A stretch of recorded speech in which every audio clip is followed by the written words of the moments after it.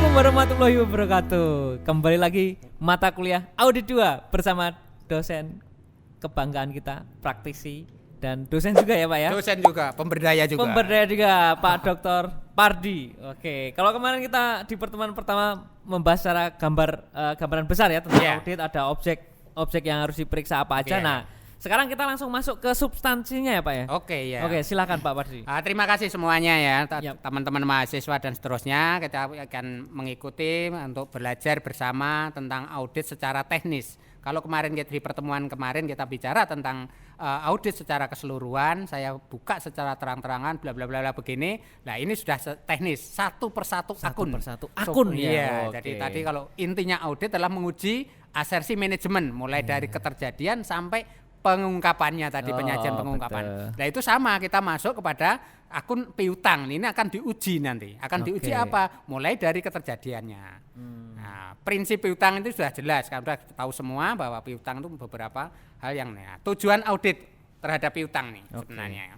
Kita akan menguji ya. Tentang apa? Saldo piutang yang disajikan di dalam laporan keuangan itu akan diuji melalui keberadaan dan keterjadiannya. Benar nggak piutang ini ada? Iya. Benar nggak nih? Benar nggak pernah terjadi adanya piutang? Ya, keberadaannya, keterjadiannya. Nah, benar nggak dokumennya? Lengkap nggak dokumennya? Nah, kemudian benar nggak penilaian piutang itu? Alokasinya bagaimana? Iya, betul. Cadangannya berapa? Nah, benar nggak piutang itu hak perusahaan? Jangan-jangan ada piutang yang digadekan. Iya, jangan-jangan piutang yang pribadi yang digadekan. Kita harus uji itu. Kalau sudah, maka pernyataan manajemen itu kita sajikan dan diungkapkan. Apa yang dimaksud sajian? Penyajian adalah sesuai dengan prinsip akuntansi yang berlaku umum atau SAK-nya enggak. Ya. Kalau ada masalah, ada sesuatu, perlu kita ungkapkan sebagai auditor. Ya, nah, inilah akan ketemu saldo piutang sesungguhnya. Betul. Yang sesungguhnya berapa? Jadi yang disajikan berapa, terus kita uji keberadaannya, keterjadian sampai ke penyajiannya. Itu sesungguhnya berapa sih piutang itu? Iya, kita harus sampai ke situ. Iya, betul. Mic-nya agak dekat Pak Pardi, Pak. Tapi suaranya sempat hilang. Tujuan pengujian tadi ini adalah pengujian disebut pengujian substantif, itu pengujian saldo. Iya toh? Substantifnya. Jadi kita akan memperoleh keyakinan tentang apa? Keandalan catatan akuntansi. Andal enggak catatannya? Membuktikan keberadaannya. Membuktikan kelengkapannya. Iya toh? Itu tujuan-tujuan di dalam mengaudit akun piutang. Iya toh?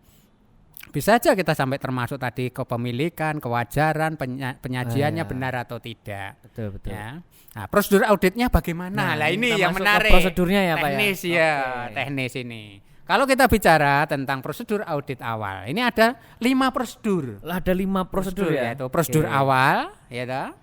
Kemudian prosedur analisis, prosedur pengujian saldo, prosedur pengujian detail, ya toh, sampai dengan penyajian pengungkapan. Kita mulai satu saja. Misalnya contoh ini prosedur audit terhadap piutang, prosedur awal. Auditor ya mau nguji saldo piutang itu bagaimana? Ya awal itu tentu kita harus mengusut saldo piutang. Caranya bagaimana? Melihat di neraca saldonya berapa. Dari neracanya Pak ya? Iya, akun piutang saldo di buku besarnya berapa?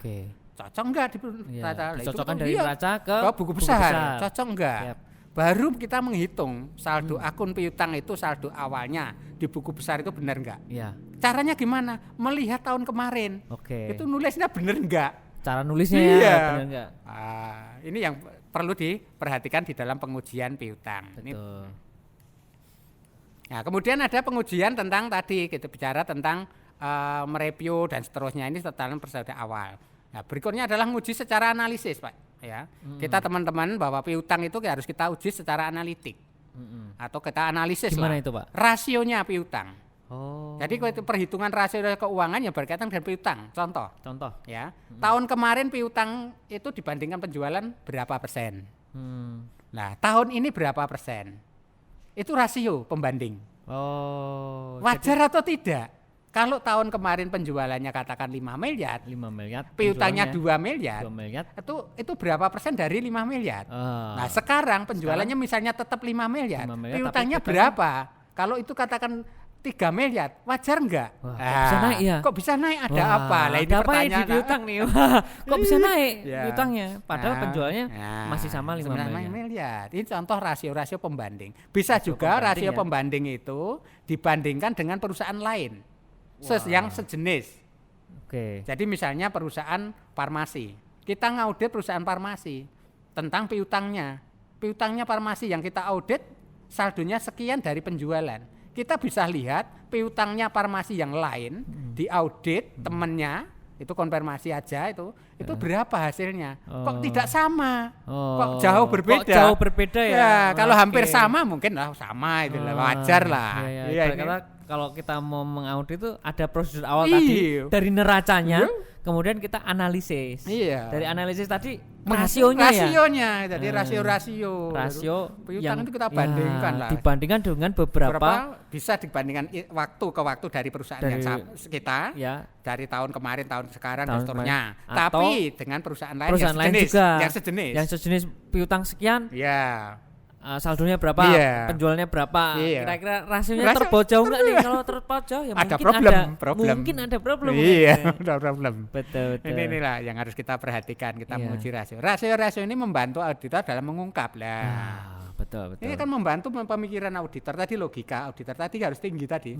Oh, kita membandingkan ini, ada peristiwa transaksi.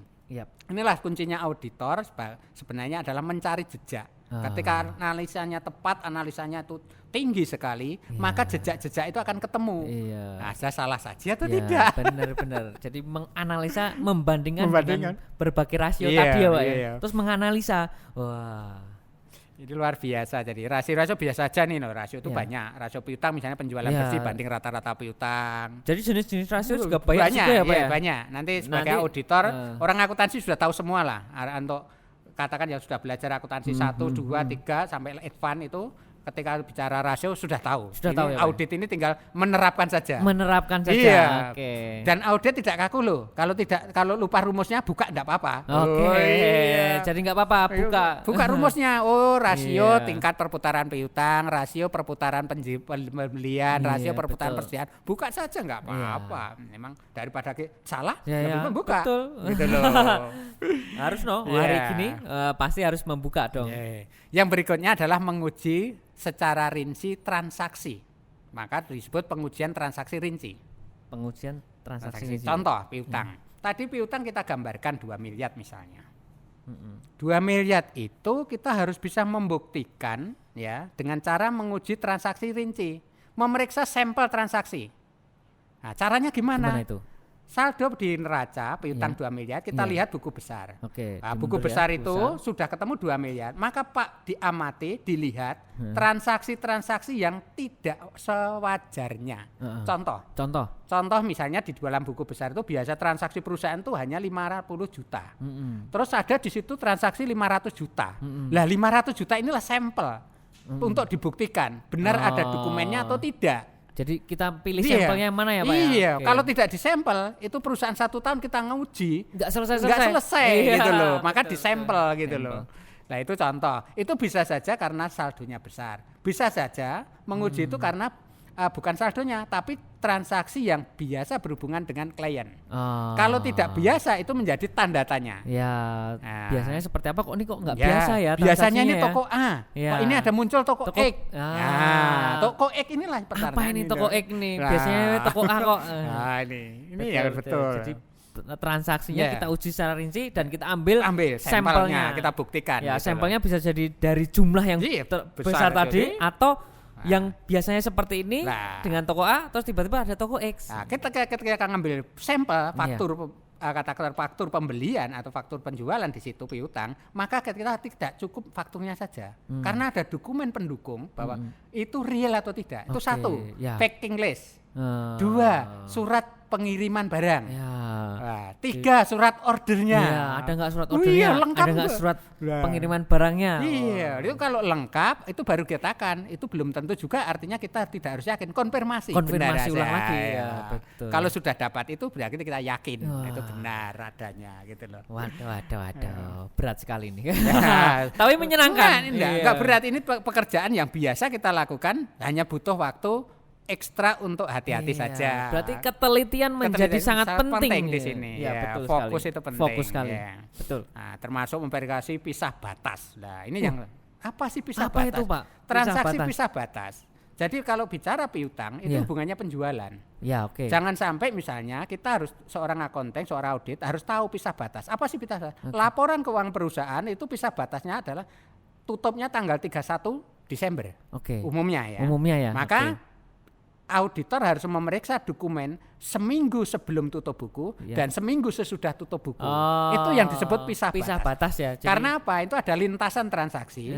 Lintasan transaksi di mana transaksi itu sebelum tutup buku, jangan-jangan belum masuk sebagai piutang. Padahal syarat penjualannya itu sudah diakui piutang. Nah, ini harus dibuktikan. Jadi kita mengambil seminggu sebelum tutup buku tadi, seminggu setelahnya. Begitu juga ada transaksi setelah tanggal tutup buku. Ternyata di situ sebenarnya itu bukan piutang tahun ini, sudah masuk. Ternyata sudah masuk di tahun sebelumnya. Nah, harus dikeluarkan gitu. Iya, jangan double tadi ya. Gitu. Di sebelum tutup buku udah ada. Ya, inilah yang disebut pengujian rinci itu ya. Pengujian rinci tadi ya, Pak. Oke. Itu yang dinamakan pisah batas.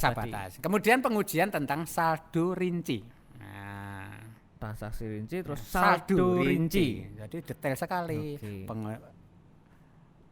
Awal saldo pemeriksaan awal, analisis, masuk ke transaksi, masuk saldo rinci. Masuk ke saldo rinci. Ini akan diuji. Apa yang diuji dari saldo? Saldo akun pada laporan keuangan khususnya piutang tadi, maka akan kita uji keberadaannya. Di awal kita sudah diskusi di kemarin tentang apa? Asersi manajemen mengatakan ada piutang sekian itu keberadaannya ada enggak?